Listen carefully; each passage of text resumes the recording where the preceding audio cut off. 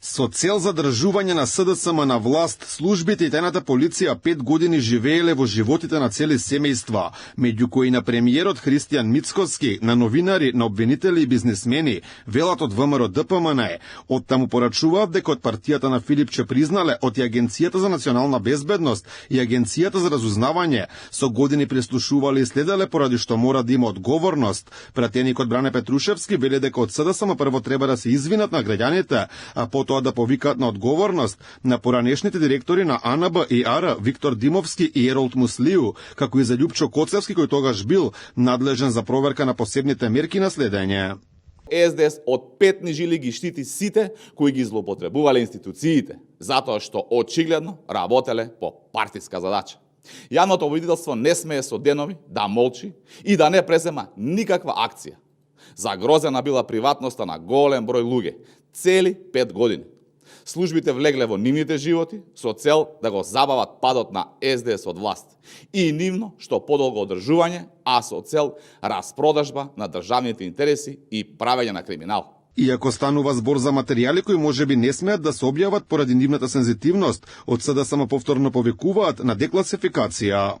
Очигледен е стравот на премиерот Христијан Мицкоски од содржината на материјалите кои треба да го докажат наводното негово следење од страна на службите.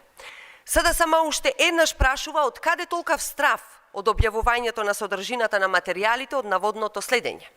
Ако СДСМ прислушувала, како што тврди власта, зошто се плаши да ги декласифицира документите? Што во тие документи го плаши Христијан Мицкоски толку многу? Овој скандал добива уште поголеми размери откако премиерот откри дека покрај него во текот на минатите години следени биле и неговите малолетни деца. Мицкоски потенцира дека тоа јасно се гледа од документите до кои има увид. Според него прислушувањето и следењето го вршела една иста структура, речи си исти луѓе и оперативци блиски до некоја мината власт. За ова сум сведок и јас лично, гледајќи го материјалот поврзан со мене, а Бога ми и со моето семејство. Ајде, разбирам јас, ама децата. И тука сакам да подвечам. Не е прашањето дали ќе се декласифицираат материјалите. Тоа е сосема ирелевантно.